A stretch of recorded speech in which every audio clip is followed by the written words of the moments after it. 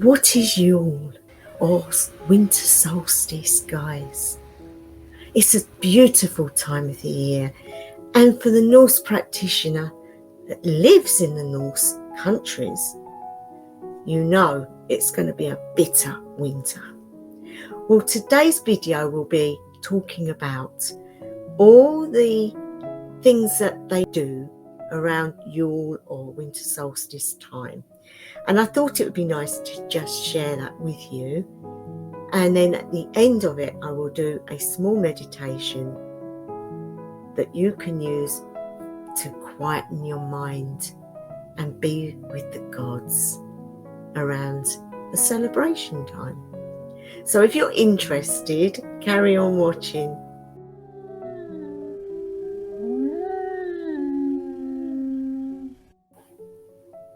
Yule is a lovely time of the year, guys, but it's also a very bitter, cold time of the year for a lot of people. We have the very dark times, especially in the Nordic countries, where they have months of pure darkness and ice cold, and I mean talking 22 degrees below. I'm in England, and here we do have a shortened day, but we don't have it for as long as what the Nordic people do. I just thought it'd be nice to go through a few things with you. I have done many other videos on my channel about Yule, and I will put the links up above. But today I just want to talk about the different things that you could perhaps incorporate into your celebrations if you're not doing it, and the reasons why people do them that are not witches, not heathens. They're actually Christians, but they are still doing it. So I thought it'd be nice to go through a few things with you. The first thing I'd like to talk about is why. Why do we celebrate? Well, when you are in the darkness, the dark time of the year, the one thing you can think of is seeing that sun again, bringing the warmth back and the strength, the vitality and the growth. You are living on food that you've stored. If you're living there and going back centuries, you wouldn't have had freezers to store food. It would have been what you stored in salt. So food had a time limit on it, and things had to be eaten before they went off. Hence the feasting at this time. It's sort of halfway through. So getting it from the beginning, you put the honour on the returning sun. So they would do things at this time to brighten everything up, to get people together and to give honour to the sun goddess, but also to the pure energy of the sun, hoping upon hope that it would actually return, because you never know. And people still to this day do think one day that might not happen. So food for thought there, guys. So that is the first thing you've got to remember. Honour would be given to the sun. So they would go and hunt in the woods or the forests for beautiful long, and I mean long, Yule log. It would be long enough to be burning for up to 12 days. One end would be put into the fireplace, and gradually the wood would be burnt until it was all into the fire. Things also would have been added to it before it gets put into the fire. The Yule log was very special. And so what they used to do was write or carve rune symbols into it. And the rune symbols would be denoting the sun. Because it's so important, because their lives really were hanging in the balance. They just needed proof that it was coming back. So that is the first thing, the Yule log. But now we get people buying Yule logs to eat. So again, it's gone from giving honour to the sun to stuffing our faces and our bellies with chocolate and cake. The meaning has got lost. The idea has got lost, unless you are pagan or you are heathen, and then you understand what the Yule log is and you have a Yule log. I have a Yule log which I use every year. I don't burn it, I burn the candles within it. I put candles in for however many people are there celebrating with us. So each one has a blessing. Each one has a candle which I have covered in different herbs and spices for different people, and they go in the Yule log. But as I said to you, everyone does it differently. The second thing I want to talk about is the Christmas tree, as they call it. It's not the Christmas tree, it's the evergreen, the pine tree, also the holly, and any evergreen. The reason they brought the evergreens into the home is because they showed strength and vitality and got through the winter without dying. And that meant a lot because it showed that strength was there. And if you brought that into the home, that would give you strength and you would be able to get through the winter just like they do. And so the homes would be decorated with all these beautiful evergreens. And the smell of the pine would be adorned around the house. And people would get benefit from that, because not only could you use pine in food and all sorts of things, in magic spells, in so much, which helped people with health issues in the winter, colds and flus and things like that. So why do Christians or people that are no belief system, why do they think that the Christmas tree is for Christmas? Well, they have taken the pagan side of things and put it into Christianity, and it has just become traditional. So people will get the trees up and they will decorate it with lights. Well, of course, that's what we're doing. We're bringing back the light of the sun. But of course, where does that stand with the birth of the Son of God? The two different dates also. A lot of people understand this, but when Christianity was trying to get pagans into the church, they took the festival of winter solstice and put it on the 25th of December. And then instead of it being the rebirth of the sun, it was the birth of the sun god. And they put the two things together.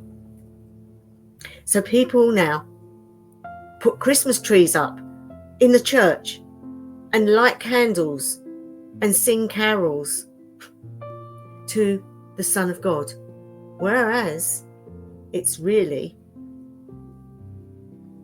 solstice. Now the other funny part is they say the reason why is because when Christ was born, he became the light of the world.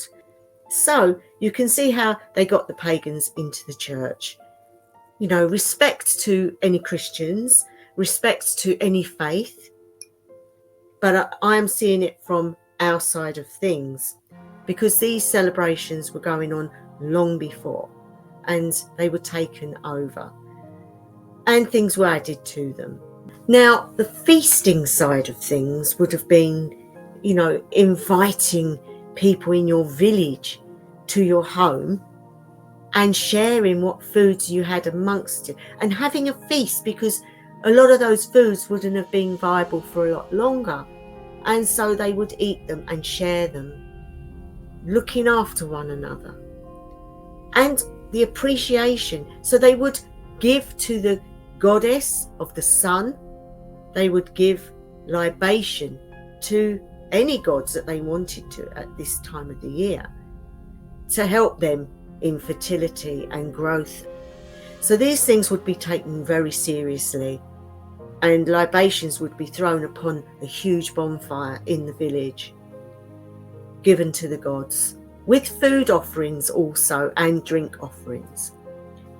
In the olden times, they would have had the seer of the village and a Seder practitioner, and they would have probably had a time with her, going through what was going to happen for them in the coming months, and also hoping for word from the deities that they would, bless the village.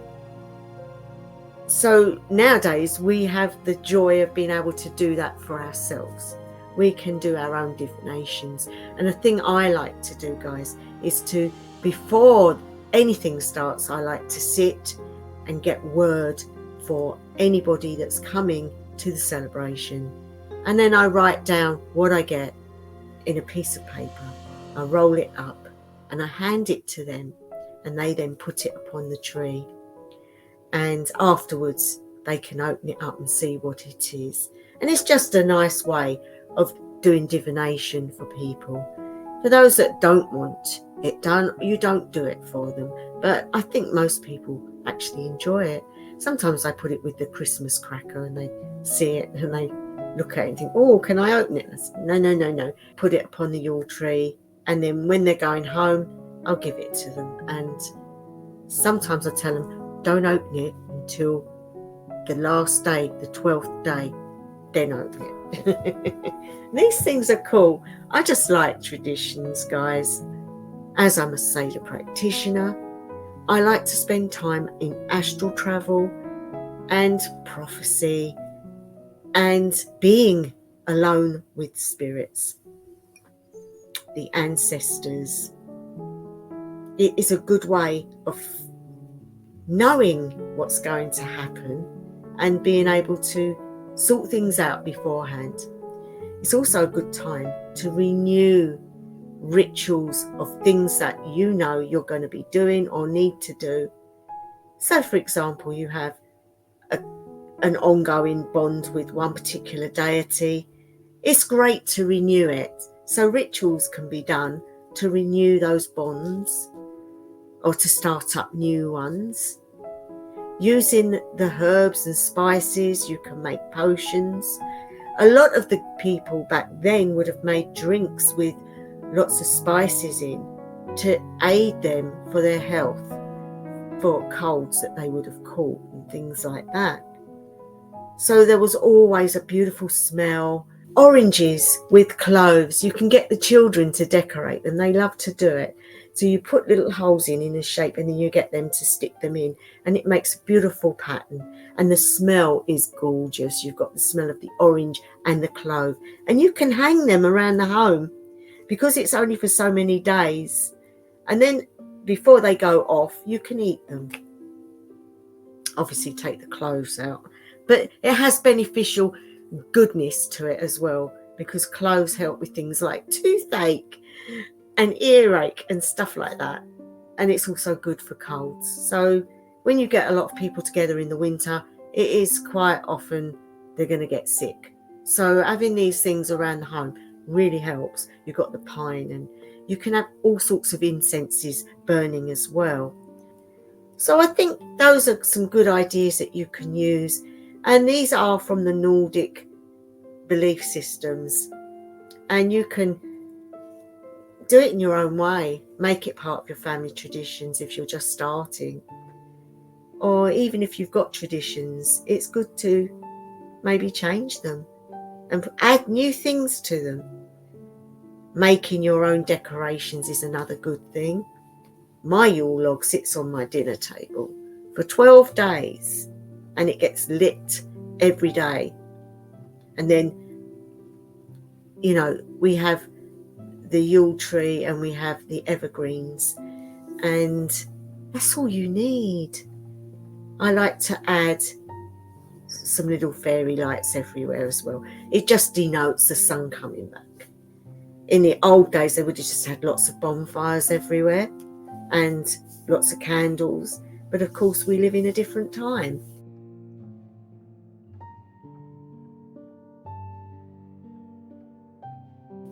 So if you'd like to get yourself comfortable, make sure that you have some loose clothing, that you are not going to be disturbed.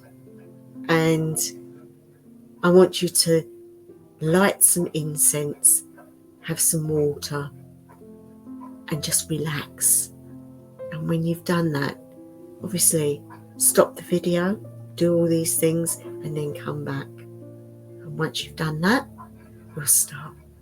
So find a comfortable seat, and that you're warm as well, guys. Make sure of that. Take some deep breaths in through the nose. Hold for a few seconds, and then out through the mouth.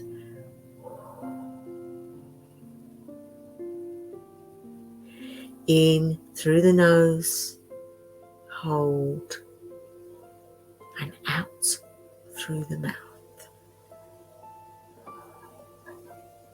Now keep doing this. At the same time, I want you to relax. I want your toes to start to feel numb. I want them to start to feel like they're not there. And as it comes up your legs, you feel warm and cozy and safe. Nothing matters. You are in the hands of the gods. As it gets to your knees, you feel all the aches and pains diminishing and the warmth spreading and the numbness. As this carries on up your body, you can feel the tension in your back, and your hips and your tummy area all relaxing, and you feel at peace. And as it comes up to your chest, you feel it running down your arms into your hands, and everywhere is relaxed. And now it comes to the throat and the face and the jaw, and everything in your neck is starting to relax. And finally the crown, the third eye, and your eyes, everything is relaxed, and you are at the point of complete numbness. In front of you is a door, and on the door is a symbol, and the symbol is the sun. You walk towards the door slowly. You have nothing on your feet, and you can feel the coldness of the floor. You go to the door and knock 3 times. You study the door and take in its appearance, because later you can write it down and it will have a reasoning behind it. For some, it might be a wooden door.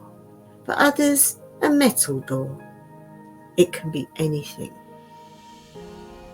The door starts to open, and you are faced with a scenery which is so beautiful. Snow and icicles and beautiful pine trees everywhere. You walk through the door and find yourself on snowshoes, and you have something to push yourself with.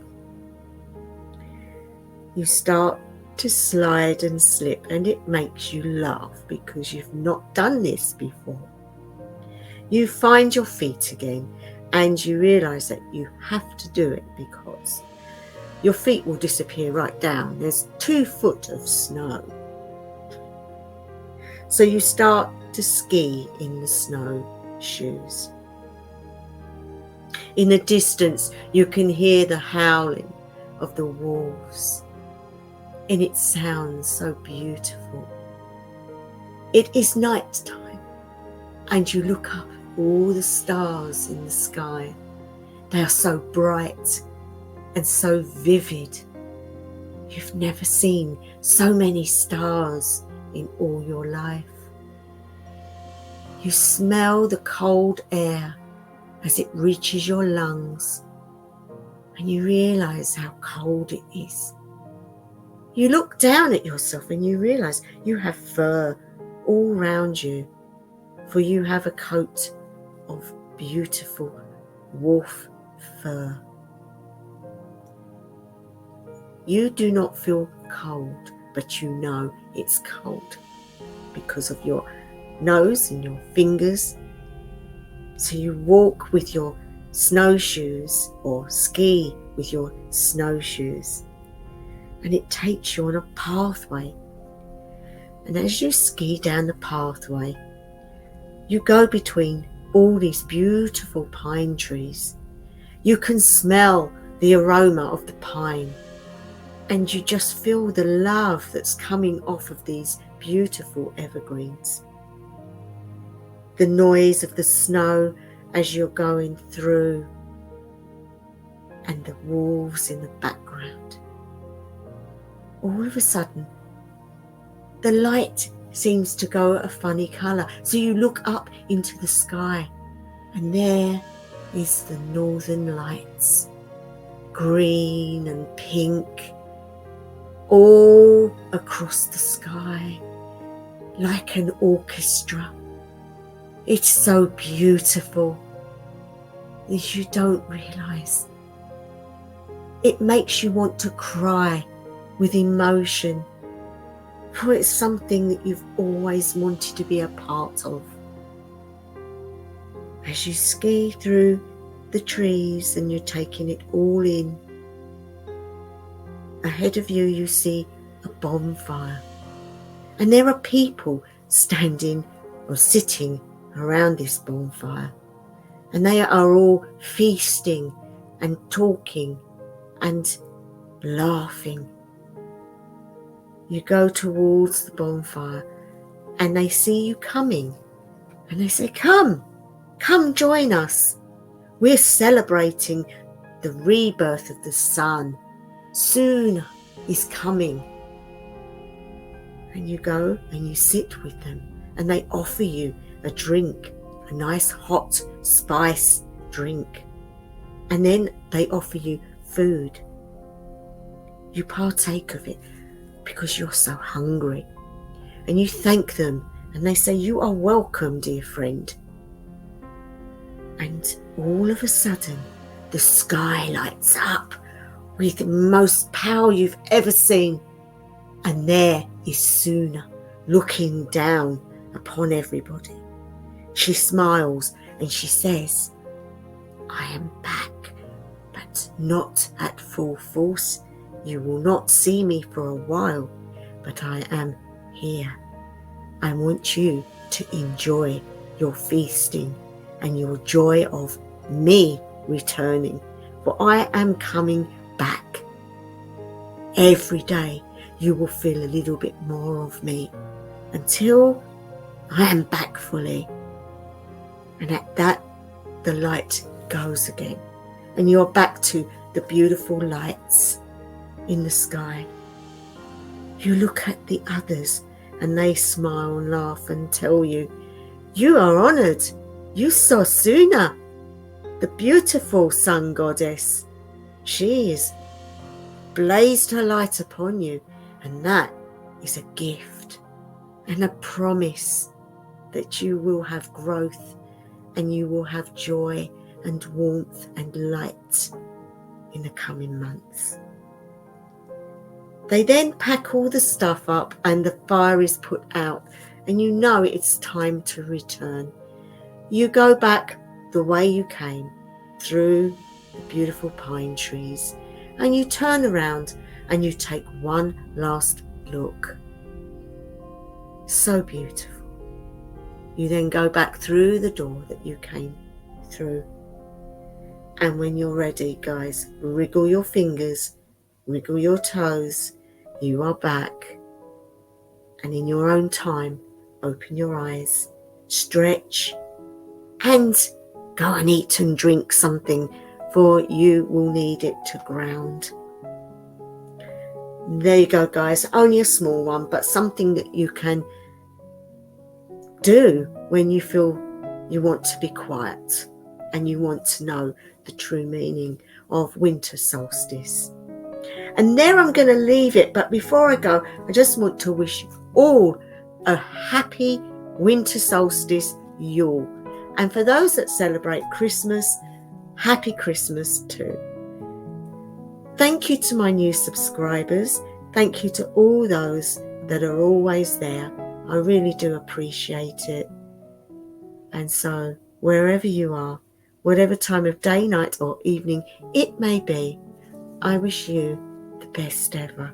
House of Lang.